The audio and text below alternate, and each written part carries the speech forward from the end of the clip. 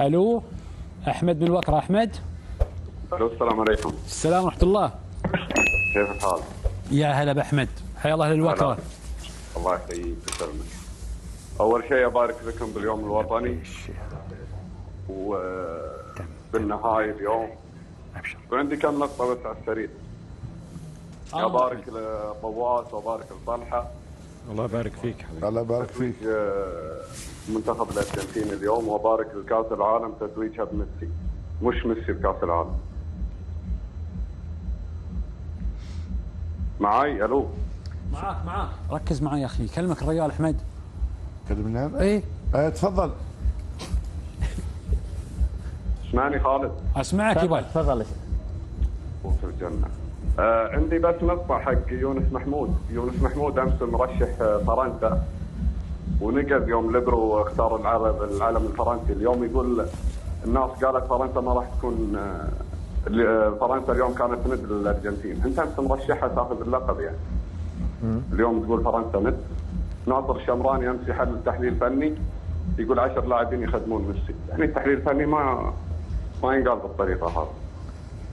ابو شهاب شلونك ابو شهاب؟ مو بشاب. احمد احمد ابو هم في شهاب. العراق يسمونه ابو شهاب. احمد ابو شهاب. احمد معاك يونس محمود اللي يكلمك.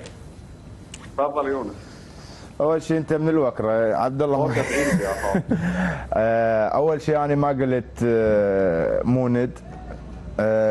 فرنسا هو فريق ند لان انا قلت انه عنده عناصر مهمه، وفعلا اليوم كان فريق ند، يعني كان قريب انه يخطف المباراه.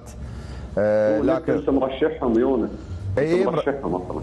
اي مرشحهم انا. لا دا اقول لك دا اقول لك انا مرشح فرنسا. انا ما للامانه يعني انا ما رشح، يعني ما اشجع لا برازيل ولا عفوا ولا لا فرنسا ولا اشجع البرازيل انا. بس انا مرشح فرنسا. انا داري انك مرشح فرنسا. اقول لك انت امس مرشح فرنسا واليوم تقول فرنسا كانت ند. هي ند منتخب بطل يعني. لا من بدايه البطوله المرشحين. لا احمد غلطان، ارجع للفيديو. انا قلت اكو بعض الجماعه قالوا انه فرنسا ما راح تكون ند للارجنتين، يعني بهذا المعنى يعني انه لا اللي يفهم كوره ما راح يقول هالكلام. عفوا يعطيك العافيه. احمد هلا يبا. تعال ايش فيك يا بشاد؟ الله يهداك، ترى هذه كوره يعني في النهايه.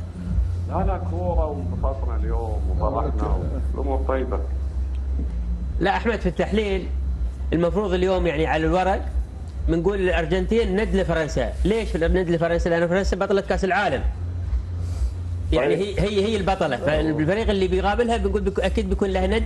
لما تقول ند يعني انت متوقع ان هذا الند يعني يعمل اليوم يعني يكون يعني 50-50 معاه. فالتحليل صحيح اذا انا فهمته الشكل. صحيح يا ابو محمد. لكن كل واحد يرشح اي واحد ويغلط في الفورمه. مشكل. كلن يرجع وضعه الطبيعي. كرواتيا ترجع ثالث، فرنسا ترجع وسيط، الارجنتين البطل. شكرا يعطيكم العافيه. شكرا.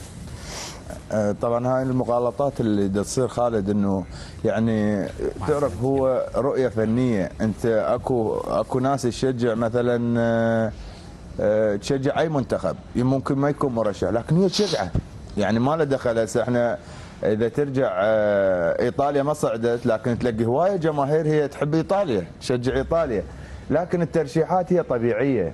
يعني احمد يشجع الارجنتين صح لو لا؟ غيره يشجع المغرب. انا اشجع البرازيل، لكن بالتخمينات او بالمعطيات نعم من حق الجماهير، يعني الجماهير الارجنتينيه انه يحجون ويتكلمون انه لازم ترشح. طبعا هو مو صحيح انك لازم تفرض علي اني اشجع فريق، يعني ها مو صحيح. عالم كره القدم مثل ما انت اخذت منحه انك تشجع الارجنتين، هذا حقك، وانا هذا الحق انا ما هاضمك عليه ولا قايل لك عليه، هذا حقك، لكن مو بالضروره انك انت تفرض علي اني انا اشجع منتخب. تصور لو كانت فاز فرنسا ماذا سيقول؟ لا فرنسا لا كانت تصور